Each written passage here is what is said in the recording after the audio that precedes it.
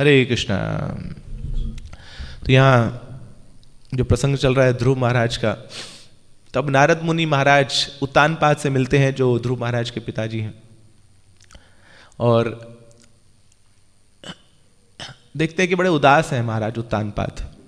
उनसे पूछते हैं कि क्या कारण है आपकी उदासी का। तो इससे पहले नारद मुनि मिल चुके हैं ध्रुव महाराज से। ध्रुव महाराज की इच्छा थी अपने पिता के गोद में बैठने की, मगर पिताजी की दो पत्नियां हैं, सुनीति और सुरुचि। तो ध्रुव महाराज सुनीति के पुत्र हैं, तो सुरुचि को अच्छा नहीं लगता है, जबकि जो राजा हैं वो आसक्त हैं सुरुचि से। तो इसलिए सुरुचि को लगता है कि इसका औदा नहीं है न मेरे पति की गोद में बैठने का, तो धिक्कार लगाती हैं ध्रुव महाराज को। अब इच्छा तो है पिता की गोद में बैठने की, मगर ये इच्छा पूर्ण नहीं हो पा रही है। तो अपनी माता के पास जाते हैं। माता बोलती है मेरे हाथ में कुछ नहीं है, न करने वाले सब ठाकुर जी हैं, उनके पास जाइए। कहाँ मिलते हैं ठाकुर जी? जंगल में मिलते हैं। तो रास्ते में भेंट होती है नारद मुनि की। तो ये चर्चा पहले भागवत में हो चुकी है। तब महाराज उत्तानपाद से मिलते हैं नारद मुनि। तो महाराज उत्तानपाद बोलते हैं कि देखो, इतना मैंने अन्याय किया है। किसके साथ? किसी और के साथ नहीं, अपने ही पुत्र के साथ। कितना बड़ा आपका पुत्र? 5 years old, छोटा सा बच्चा है। क्या किया आपने? मैंने जंगल भेज दिया उसको, घर से निकाल दिया। क्या क्या उसने अपराध किया था? ऐसा क्या जुल्म कर दिया आपके ऊपर कि आपको घर से निकालना पड़ा? मेरी गोद में बैठना चाहता था।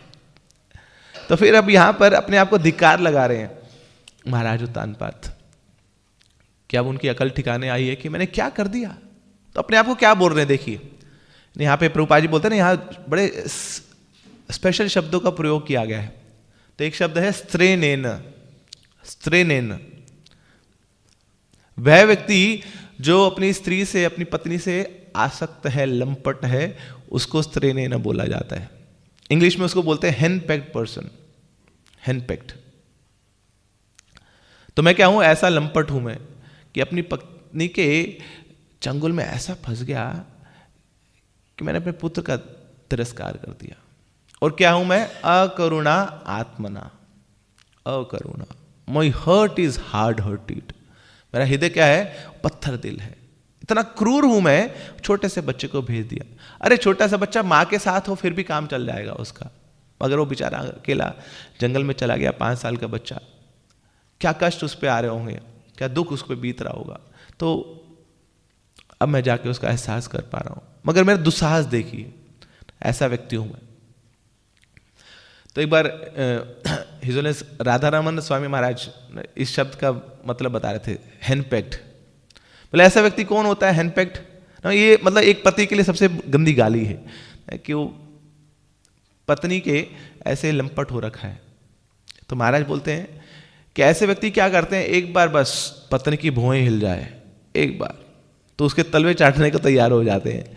वो कुछ बोलेगी वो करने को तैयार होएंगे, नाचने को बोलेगी नाचने लग जाएंगे, चांद सितारे तोड़ने को बोल देगी वो लेके आ जाएंगे, तो इसके लिए तैयार हो जाएंगे।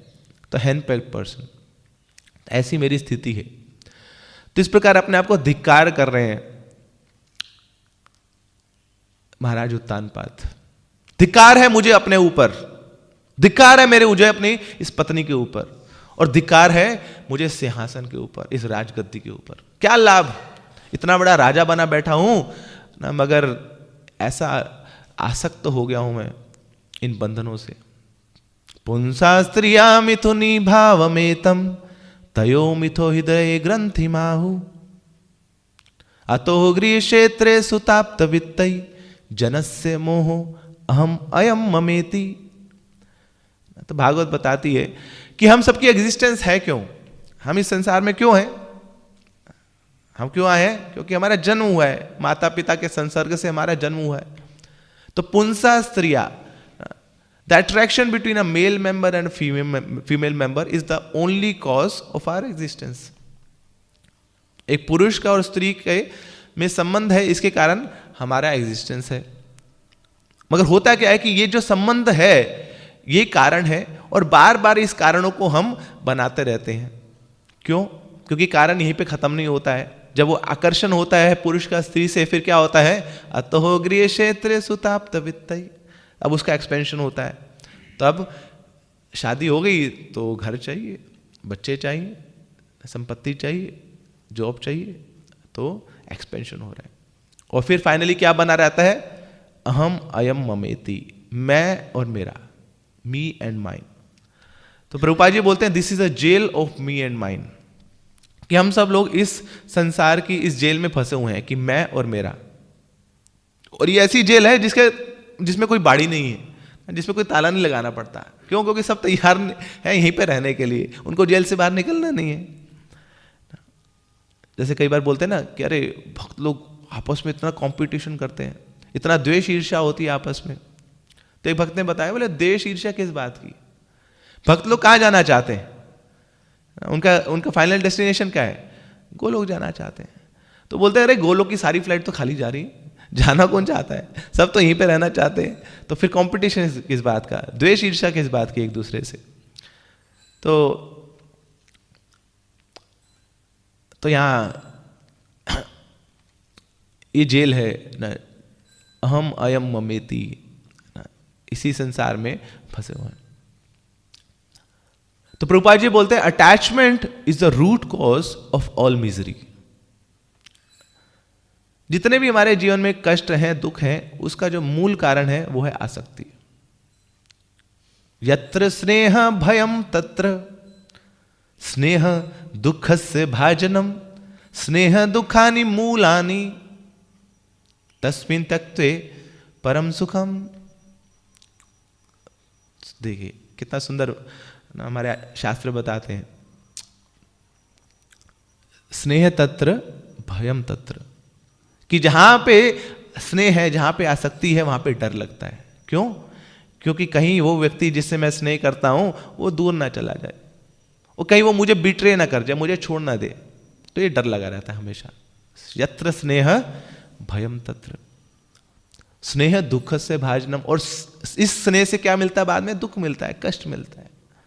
जितनी अटैचमेंट होती है उतना कष्ट मिलता है।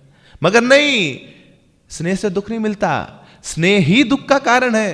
Attachment is the root cause of all misery. स्नेह दुख से भाजनम, that is okay, but no, important thing is स्नेह दुखानी मूलानी।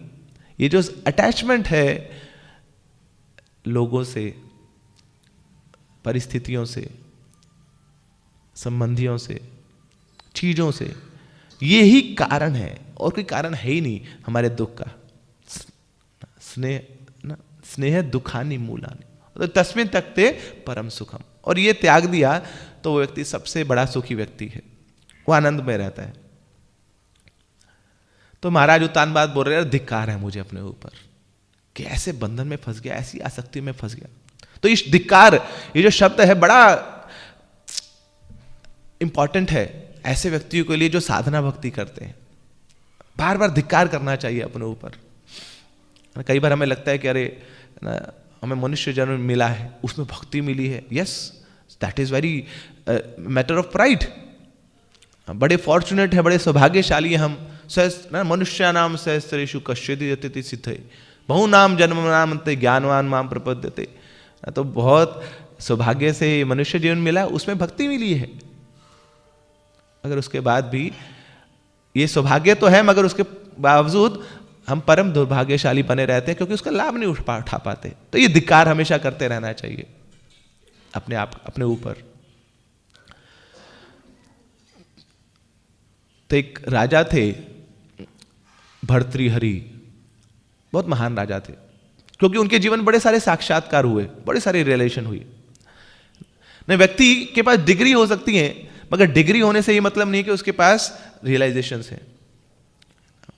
तो जितना साक्षात्कार होंगे वो व्यक्ति उतना ही उन्नत माना जाता है।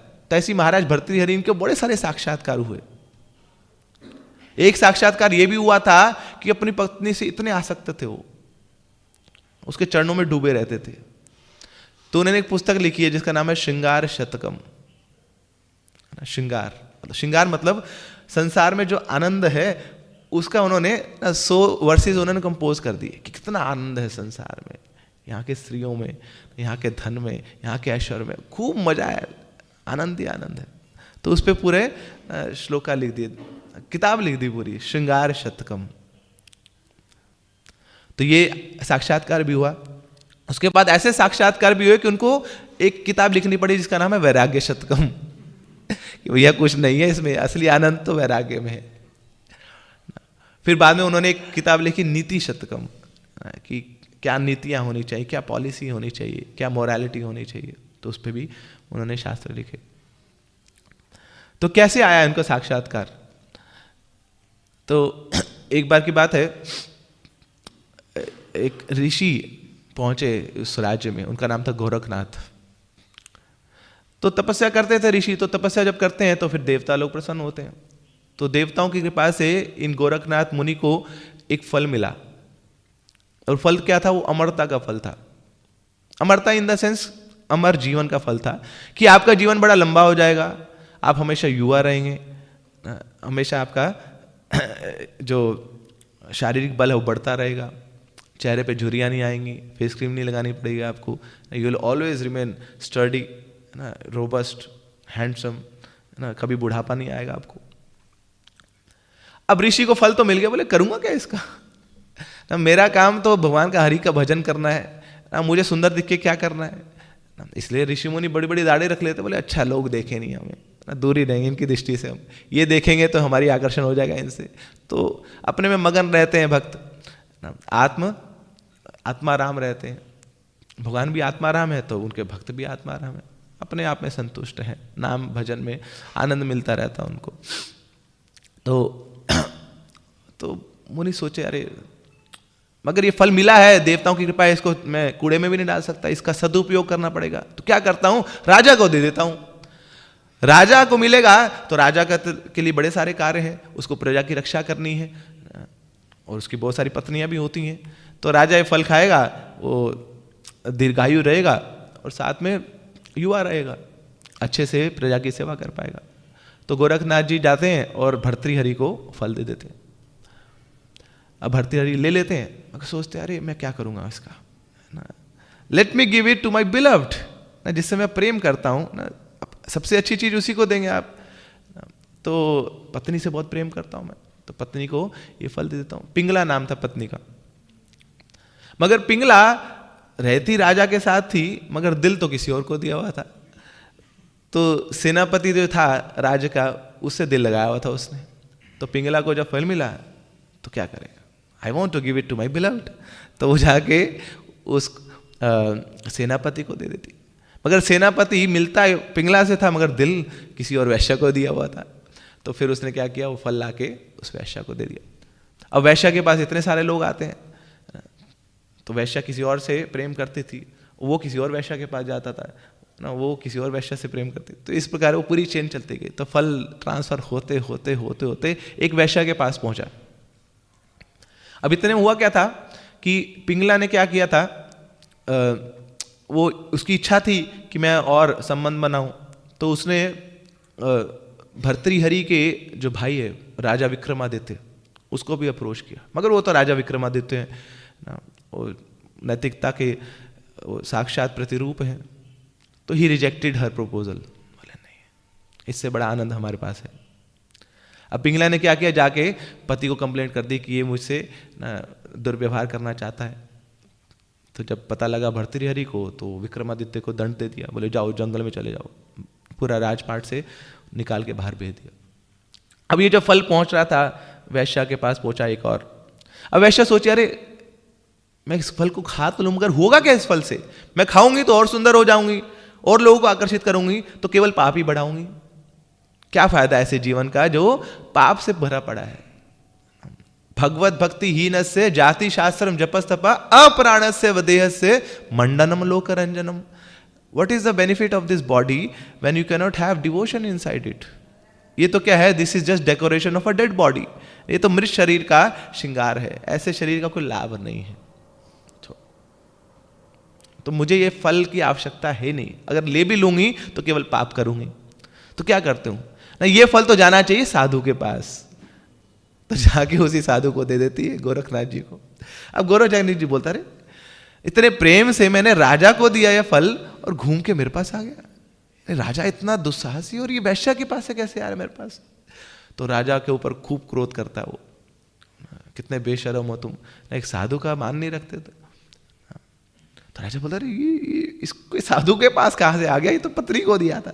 तो तब जाके वो सर्वे करता है, पता करता है, सब समझ में आता है। ये तो पूरा चेन है, एक एक करके ना सब लोग दे आर ऑल चीटर ना, केवल दिखावा कर रहे हैं।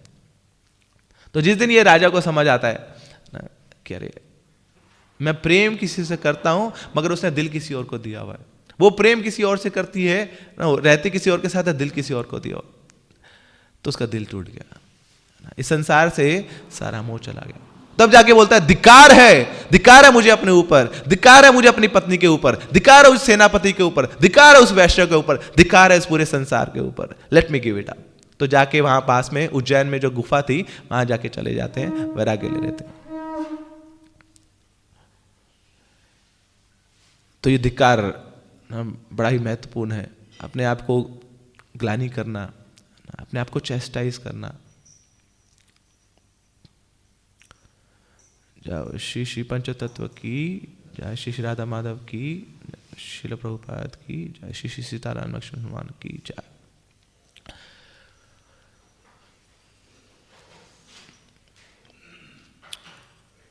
तो ध्रुव महाराज जब मिले थे नारद मुनि से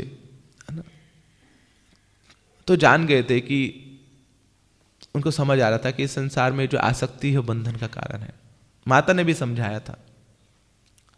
तो माता ने क्या बोला था, हाँ भगवान के पास जाओ। मगर भगवान कहाँ मिलते हैं, भगवान अपने आप नहीं मिलते हैं। भगवान कहाँ मिलते हैं, भक्त के माध्यम से भगवान मिलते हैं। कृष्ण भक्ति जन्म मूल होए साधु संग, कृष्ण भक्त प्रेमे जन्मे पुनः मुख्य अंग।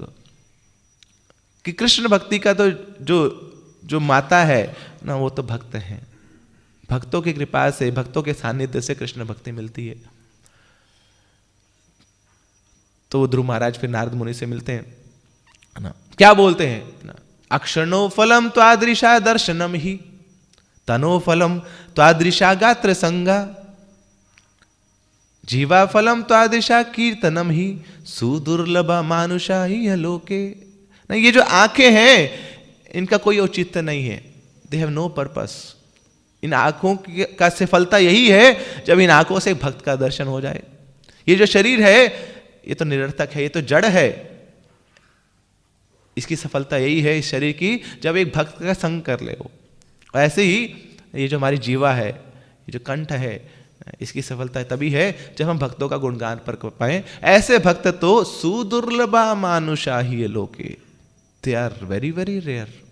तो नारद मुनि आपकी कृपा, भगवान की कृपा से मुझे आप मिले हैं, आपका दर्शन हो रहा है। तो नारद मुनि की कृपा से फिर आगे चल के उनको भगवान का दर्शन होता है। तो यहां महाराज उत्तानपाद अपने आप को ग्लानि कर रहे हैं, मैं मूर्ख हूं, मैं गधा हूं, I am a rascal foolish donkey, इतना बड़ा गधा हूं, ऐसे आसक्त हो गया हूं मैं अपनी एक स्त्री से। तो धिक्कार कर रहे हैं अपने ऊपर। तो इससे पिछले वाले श्लोक में वर्णन आ रहा है, महाराजा उत्तानपादी बता रहे हैं कि मुक्ति चाहिए। संसार के सब लोग मुक्ति चाहते हैं, मगर असली मुक्ति है क्या? केवल ये नहीं कि कुछ छोड़ देना मुक्ति है। मैंने भी छोड़ दिया था मगर उससे मुक्ति नहीं मिली मुझे। अपने पुत्र को छोड़ दिया, पत्नी को छोड़ दिया, मगर ऐसी मुक्ति का क्या लाभ है? तो ऐसी संसार भर में सब लोग मुक्ति चाहते हैं, दे वांट लिबरेशन, मगर ये नहीं पता कि मुक्ति होती क्या है। तभी थोड़ी सा इसकी चर्चा करते हैं हम, व्हाट इज लिबरेशन। तो हर एक स्तर पे मुक्ति की परिभाषा बदलती रहती है। जब छोटा बच्चा है कोई, उसको भी मुक्ति चाहिए, मगर कहां से मुक्ति चाहिए ना? उसकी मुक्ति की परिभाषा है कि जब स्कूल में टन टन टन टन घंटी बजती है तो मुक्ति होती है। बोले अब फ्री हो गया जी मैं, ये चंगुल से बच गया, मैं फंसा पड़ा था यहाँ पे, इतने पीरियड, ये पीरियड, वो पीरियड, एनफ। तो चिंतन करता रहता है वो घंटी का, जैसी घंटी बजती है मुक्ति हो गई। फिर घर में आता है तो घर में आके सोचता रहता है, बोले पिताजी कब जाएंगे, पापा कब जाएंगे, बोले ये जाएंगे तो मुक्ति मिल जाएगी, क्योंकि ये जाएंगे तो तभी टीवी ऑन होगा, ये जाएंगे तो तभी खेल खेलेंगे हम। तो पिताजी का जाना उसके लिए मुक्ति है। फिर आगे चल के विवाह हो जाता है ना। तो ऐसे बुद्धिजीवी लोग सोचते हैं, बोले मुक्ति क्या है, पत्नी का मायका जाना ही मुक्ति है सबसे बड़ी, बोले जाएगी तो तब शांति मिलेगी घर में थोड़ा, तो वो मुक्ति की परिभाषा है। और ऐसे ही कुछ लोग सोचते हैं कि नहीं ना, मुक्ति यहां है ही नहीं, इस संसार में मुक्ति है नहीं, ऊपर के लोकों में मुक्ति है, ऊपर जाएंगे स्वर्ग लोक में जाएंगे वो मुक्ति होती है। लोगों की मुक्ति का परिभाषा है ही यही ना, कहाँ चले गए, स्वर्ग सिधार गए, उनको लगता है मुक्त हो गए। अरे स्वर्ग कहाँ मुक्त हो गए, वो भी बंधन है। पुनरपि जननम पुनरपि मरणम, वहां क्या होगा, जब सारे जो हमारी सुकृतियां हैं, सारी पायस एक्टिविटी हैं वो खत्म होंगी तो वापस से इस संसार में आना पड़ेगा, भूलोक में आना पड़ेगा। तो मुक्ति कहां होगी। हमें लगता है कि ऊपर के लोकों के वासी वो मुक्त हैं, अरे नहीं, वो भी दिन रात चिंतन करते रहते हैं कि कब हमें भक्ति करने का मौका मिलेगा। ये देवलोक में रहना ये मुक्ति नहीं है। और वो लोग भी बहुत डरे रहते हैं। सतयुग में जब हिरण्याक्ष हिरण्यकशिपु था तो कांपते थे वो लोग, they were all like bonded labours. कौन, ऊपर के लोग, ऊपर के लोगों के वासी घबराते। तो भौहें हिला देता था हिरण्यकशिपु, तो उनको डर लगता था कि अब क्या होगा। फिर त्रेता युग आया ना, तो रावण आया। तो रावण ने तो बस मतलब अपने घर के आसपास ही रख ली थे वो सब लोग। जो बृहस्पति थे ना, वो तो होम ट्यूशन देते थे आके रावण के बच्चों को घर में आके, और फिर रावण ट्यूशन फीस क्या देता था उनको, ठेंगा, बोले काम करते रहो तुम लोग। इंद्र आके बाहर जाके घास काटता था वो। तो ये तो हालत थी उन लोगों की। बड़े बड़े देवी देवता, शनि तो फुटमेट बनाया हुआ था रावण ने। वो शनि जिससे हम सब लोग डरते हैं संसार के, उसको उल्टा ले कटा के उसके ऊपर छाती, उसके पीठ पे पैर रखा हुआ था रावण ने। ये हालत कर रखी थी रावण ने। तो ये हालत है ऊपर के लोगों के वासियों की। इसलिए उनके हृदय से ना ये प्रार्थना निकलती है कि भैया भूलोक के वासियों, कभी स्वर्ग मत मांगना, ये सब बर्बाद है। ना यत्र वैकुंठ कथा सुदापका, ना साधवो भागवतस्तदाशया, ना यत्र यज्ञेश मखा महोत्सवा, सुरेश लोको अपीना वही ससेव्यताम। अब बोलते ऐसे सुरेश लोकों में, ऐसे स्वर्ग लोकों में रहने का क्या फायदा है, जहां पर ना यत्र वैकुंठ कथा सुदापका, जहां पे भगवान की कथाएं नहीं होती हैं। ऐसे सुरेश लोकों में रहने का क्या फायदा, जहां पे हरि नाम की नदियां नहीं बहती हैं। ऐसे सुरेश लोकों में रहने का क्या फायदा, जहां पे भगवान के भक्तों का दर्शन नहीं होता है। ये तो नरक है, ये स्वर्ग नहीं है। इसलिए हम लोग दिन रात चिंतन करते रहते कब हम भूलोक में आएंगे, जहां पे हरि नाम की नदियां बहती हैं, जहां पे भागवत कथाएं होती हैं, वहां जाके कुछ श्रवण करेंगे तो हमारा भी उद्धार हो जाएगा। नायत्र नारायण पाद पंकज स्मृति प्रविष्ट इंद्रिय उत्सवा। ऐसे सुरेश लोकों में रहने का क्या फायदा, जहां पे भगवान के चरणों का आश्रय नहीं है। यहां पे फेस्टिवल बहुत है, every day is a festival in स्वर्ग लोक का। तो वहां पे भी उत्सव होते हैं, मगर कौन से उत्सव होते हैं, अतिशय इंद्रिय उत्सव। हर रोज फेस्टिवल है, मगर किसके, एक्सेसिव सेंस ग्रेटिफिकेशन के, हर रोज। तो ऐसे लोकों में रहने का कोई फायदा नहीं है। तो इसलिए भगवान के भक्त क्या बोलते हैं, बोले ऐसी मुक्ति नहीं चाहिए हमें ना, ये प्रकार की मुक्तियां नहीं चाहिए हमें। तो कुछ लोग बोलते रहे नहीं, संसार में तो इस संसार में मुक्ति है ही नहीं कहीं पे। मुक्ति तो कहाँ है, ऊपर है ब्रह्म ज्योति में, भगवान में विलीन हो जाना, भगवान की ज्योति में विलीन हो जाना, ये सबसे अच्छी मुक्ति है। वहां सब शांति है, कोई कुछ नहीं बोलेगा, हमें कुछ करना भी नहीं है वहां पे। तो संसार में देखिए अलग अलग आनंद है। कुछ लोग बहुत ही संसार की चीजों से जो आनंद लेना चाहते हैं उसको बोला जाता है जड़ आनंद, जड़ चीजों से आनंद ले रहे हैं। तो वो भी एक एंजॉयमेंट है। अब जब जड़ानंद लेते हैं तो फिर वो क्या होगा, जड़ चीज क्या आनंद देगी, जड़ ही देगी ना। तो जड़ता से ना फिर वैराग्य आने लग जाता है, बोले नहीं संसार में सुख नहीं है ना, ये तो दुखालय है, तो नहीं हमें और सुख चाहिए, ऊपर का सुख चाहिए। तो फिर इससे ऊपर क्या सुख है ना, उसको बोला जाता है ब्रह्मानंद। जड़ानंद से ऊपर क्या है, ब्रह्मानंद। ये ब्रह्म में विलीन हो जाना, ये सबसे बड़ा आनंद है। मगर वहां क्या आनंद है, कोई है ही नहीं वहां पे, कोई बात करने वाला नहीं है, कोई हृदय को शेयर करने वाला नहीं है, कुछ खान पान नहीं है, कोई वैरायटी नहीं है, हर जगह क्या लाइट है, प्रकाश है बस। उससे क्या होता है, हमारा बल्ब बुझ जाता है। हर जगह प्रकाश है, आपके पास कुछ करने को नहीं है, और आत्मा सक्रिय है, वो निष्क्रिय नहीं रह सकती है, तो वो ब्रह्म ज्योति में भी आनंद नहीं मिलता है। तो इसलिए भागवत बताते हैं वृत्तासुर की प्रार्थना, न नाक पृष्ठम न च पारमेष्ठम न सार्वभौमम न साधिपत्यम, कि अरे नहीं ना, ये मुझे ऊपर के लोगों का राज नहीं चाहिए, ना ही मुझे ब्रह्मलोक चाहिए, ना ही मुझे ध्रुव लोक चाहिए, और ना ही मुझे नीचे के लोगों का आधिपत्य चाहिए। Neither I want control on this earthly planets, और ना ही मुझे मुक्ति चाहिए। क्या चाहिए, समंजस्यता विरहेय कांक्षे, कि भगवान आपके चरणों का आश्रय मुझे चाहिए, ये मेरी इच्छा है। तो ऐसी मुक्तियों की आवश्यकता नहीं है। ये जो सायुज्य मुक्ति कही जाती है, भगवान के दिव्य ज्योति में विलीन हो जाना, भक्त तो थूकते हैं उसके ऊपर, they want to spit at the thought of becoming one with Krishna.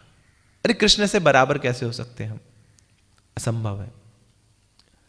तो फिर इससे ऊपर एक और आनंद है, सबसे नीचे जड़ानंद है, फिर ब्रह्मानंद है, उससे ऊपर भी एक आनंद है, वो है प्रेम आनंद। उसके लिए कहां जाना पड़ेगा, गोलोक में। तो गोलोक की भी मुक्ति है, हम सब लोग टारगेट कर रहे हैं, कहां जाना हमें, Goloka, back home, back to Godhead. वहां पे क्या है ना, वहां पे भगवान श्री कृष्ण है, वहां पे गोपियां हैं, वहां पे यशोदा मैया है, और वहां पे उन सबके बीच में प्रेम है। उस प्रेम की अनुभूति हम भी करना चाहते हैं। भगवान श्री राम वो मर्यादा पुरुषोत्तम है, और भगवान श्री कृष्ण लीला पुरुषोत्तम है, और फिर भगवान चैतन्य महाप्रभु वो प्रेम पुरुषोत्तम है, प्रेम देने आए हमें। तो उस प्रेम की अनुभूति करनी है हमें। मगर क्या प्रेमानंद यही सबसे बड़ा आनंद है? तो गोपियों के पास पहुंचता है प्रेमानंद, गोपियां बोलते बाहर ही रहो, प्लीज स्टे देयर, आपकी आवश्यकता नहीं है। अरे आपको आनंद देने आए, आप कृष्ण को आनंद देते हैं, हम आपको आनंद देना चाहते हैं। गोपियां बोलते नहीं, तुम बाहर ही रहो, क्योंकि तुम्हारे आने से हमारी कृष्ण की सेवा डिस्टर्ब हो जाती है, हमें नहीं चाहिए प्रेमानंद। हम तो क्या चाहते हैं, मम जन्मनी जन्मनीश्वरे भवतात भक्ति रहे तो की, तो हम तो कृष्ण की जन्म पर्यंत सेवा करना चाहते हैं। तो हमें प्रेमानंद भी नहीं चाहिए। जड़ानंद और ब्रह्मानंद पे तो थूकते हैं, बट ये प्रेमानंद भी नहीं चाहिए हमें। सोचिए, माधुर्य रस में भगवान की सेवा करती हैं गोपियां, बट वो गोपियां बोलती है नो, हमें प्रेमानंद भी नहीं चाहिए। तो मतलब इससे ऊपर भी कुछ आनंद होगा, वो क्या है, वो है सेवा आनंद, कि भगवान की सेवा का आनंद। आश्लिष्यवा पादरताम पिनष्टुमाम अदर्शनाम मर्मताम करो तुवा यथा तथा वा विदधातु लंपटो मत प्राण था सुसैवना परा। कि भगवान आप मुझे चाहे मेरा प्रगाढ़ आलिंगन करो या मुझे देखो भी मत, बस जन्म पर्यंत जन्म आपकी सेवा बनी रहे, ये आनंद हमें चाहिए। तो ये गोपियों को आनंद मिलता है, सेवा आनंद। तो ऐसी मुक्ति की आकांक्षा करते हैं भक्त कि भगवान कहीं पे भी रखिए आप, मगर आपकी सेवा बनी रहे, क्योंकि आपकी सेवा जब होगी तो फिर हमें भौतिक संसार की सेवा करने की आवश्यकता नहीं है। आप में आसक्ति होगी तो फिर संसार की आसक्तियां अपने आप ही कट जाएंगी। कृष्णेर चरण होए यदि अनुराग, कृष्ण विना नत्य तार तार नहीं रहे राग। ऐसा व्यक्ति जिसके कृष्ण के चरणों में अनुराग हो गया है, उसको कहीं बाहर मन लगेगा नहीं, कुछ भी कर ले वो नहीं है, हमेशा छटपटाता रहेगा, सैटरडे कब आएगा, सैटरडे कब आएगा। 5 दिन ऑफिस जाके ऐसा पगला जाएगा, बोले इंतजार करेगा वीकेंड कब आएगा, कब हम मंदिर जाएंगे, कब हम भक्तों से मिलेंगे, यही उसकी चेष्टा रहेगी। और जब सोमवार आएगा तो चेहरा मुरझा जाएगा, बोले फिर वही यार, फिर वही स्यापा। क्यों? क्योंकि कहीं और मन लग नहीं रहा है अब। दैट इज वेरी नेचुरल, बड़ा स्वाभाविक है उस भक्त के लिए। क्यों? क्योंकि कृष्ण के चरण में अनुराग हो गया है, प्रीति जागृत हो गई है। तो फिर ऐसे व्यक्ति कहीं पे भी रहे वो हमेशा आनंद में रहेगा, क्योंकि भगवान की सेवा उसको मिली हुई है। तो भागवत में बड़ा सुंदर वर्णन आता है, put a devotee into hell, heaven और spiritual world, it does not make any difference. एक भक्त को आप स्वर्ग में रख दो, नरक में रख दो, या इवन गोलोक धाम में भेज दो, उसको इन चीजों से कोई फर्क ही नहीं पड़ता है। बोले क्यों? बोले मग्न है, हम भगवान की भक्ति में मग्न है। जब भगवान नरसिंह देव ने प्रहलाद महाराज से पूछा कि बताओ प्रहलाद तुम्हें क्या चाहिए? प्रहलाद बोलते मुझे कुछ नहीं चाहिए भगवान, आई एम सेल्फ सेटिस्फाइड, मैं बहुत आनंद में हूं। क्यों? त्वद वीर गायन महामृत मग्न चित्ता, आपके वीर गान में लगा हुआ हूं तो मेरा चित्त बड़ा मग्न है, आई एम फुली एब्जॉर्ब्ड। मुझे दुख तो है इन लोगों का, सोचे ततो विमुख चेतसा इंद्रियार्था, माया सुखाय भ्रम उदतो विमूढ़ा। ऐसे लोग ना जो आपको भूल चुके हैं, इनको देख देख के मेरे हृदय में कष्ट होता है। सोचे ततो विमुख चेतसा, जो आपसे विमुख है, जिनकी चेतना आपसे विमुख हो चुकी है। क्या कर रहे हैं ये लोग? ये माया का सुख लेने को तैयार बैठे हैं। माया का सुख कैसा है? It is just like licking honey on a razor's blade, है ना, ब्लेड के ऊपर एक छोटा सा शहद का दाना रखा हुआ है, उसको चाट रहे हैं। यही सुख है माया का, बार बार चबे को चबाना, पुनः पुनः चरित चरबड़ाना। गन्ने का पूरा रस निकाल लिया ना, उसका वो जो गुर्दा बच्चा है उसी को बार बार निकाली जा रहे हैं कि कुछ तो निकलेगा इसमें, कुछ रस तो निकलेगा। यही माया का रस है, यही इस भौतिक संसार का रस है। ये नहीं चाहिए हमें। तो ना कूतश्च न बिभ्यति, है ना, नारायण परा सर्वे ना कूतश्च न बिभ्यति, स्वर्ग अपवर्ग नरकेशु अपि तुल्यार्थ दर्शिना। चाहे स्वर्ग हो चाहे अपवर्ग हो, तो ऐसे भक्तों की विजन सम रहती है इन सब स्थितियों में, कि जिस स्थिति में भगवान मुझे रख रहे हैं वो सबसे श्रेष्ठ स्थिति है, और इसमें मुझे भगवान की भक्ति को कल्टीवेट करना है। तो कई बार हम ना स्थितियां बदलने लग जाते हैं बस, कि हाँ ऐसी कुछ स्थिति आएगी, हमारे अच्छे दिन आएंगे तब जाके मैं भक्ति करूंगा। अरे नहीं, अभी जो दिया है भगवान ने, अभी जो स्थिति दी है, अभी जो परिजन दिए हैं भगवान ने, सर्वश्रेष्ठ दिए हैं, इन्हीं के साथ रहकर हमें भक्ति को आगे बढ़ाना है। तत्ते अनुकंपाम सुसमीक्षमानो भुंजानिवात्म कृत्वम विपाकम, हितवाग वपुर भी विदधन नमस्ते जीवे तो यो मुक्ति पदे सदाय भाग। तो ब्रह्मा जी बोलते हैं अरे जो परिस्थितियां हैं आपके पास वो दी बेस्ट हैं, उनमें रहकर उनको सहन करो। जो लोग आपके पास हैं वो दी बेस्ट हैं, उनके साथ रहकर उनको सहन करो और भगवान की भक्ति में लगे रहो। तो ऐसा जब व्यक्ति करता है तो क्या होता है, वो जीते जीते वो मुक्ति का कैंडिडेट बन जाता है। जीवे तो यो मुक्ति पदे सदाए भाग। इसलिए हम परिस्थितियों के बदलने का इंतजार मत करें, भक्ति करने का समय अभी है। जैसे ना बोला जाता है time and tide they wait for none, similarly भक्ति cannot wait for the circumstances to become more favourable for us. अभी जो स्थिति है, अभी जो समय है वो सबसे उत्तम है। तो हमें विरक्ति की आवश्यकता नहीं है, हमें लोगों को छोड़ने की आवश्यकता नहीं है। हाँ छोड़ना है तो क्या छोड़िए, उनसे आसक्ति छोड़िए।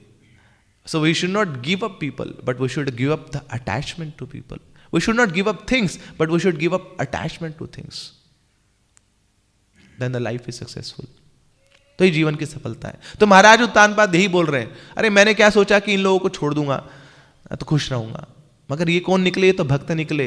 मेरा जो पुत्र है वो भक्त निकला, मेरी जो पत्नी है वो भक्त है, इन्हीं का त्याग कर दिया मैंने, तो क्या मेरे जीवन की सफलता है? बर्बाद हो गया मैं। धिक्कार है ऐसे जीवन पर।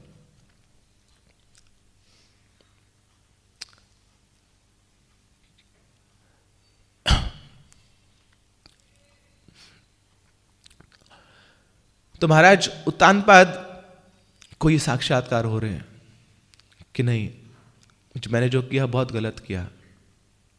एक बार एक व्यक्ति था, उसके घर एक साधु आए, वो व्यापारी था वो। तो साधु महात्मा की जय जयकार करता है, अरे आज तो इतना बड़ा सौभाग्य हो गया मेरा, साधु महात्मा मेरे पास आए हैं, उनके चरण कमल हमारे घर पे पड़े हैं। साधु महात्मा कितने बड़े वैरागी हैं आप, महान वैरागी। साधु बोलता, अरे मैं कहाँ वैरागी हूँ, वैरागी तो आप हैं।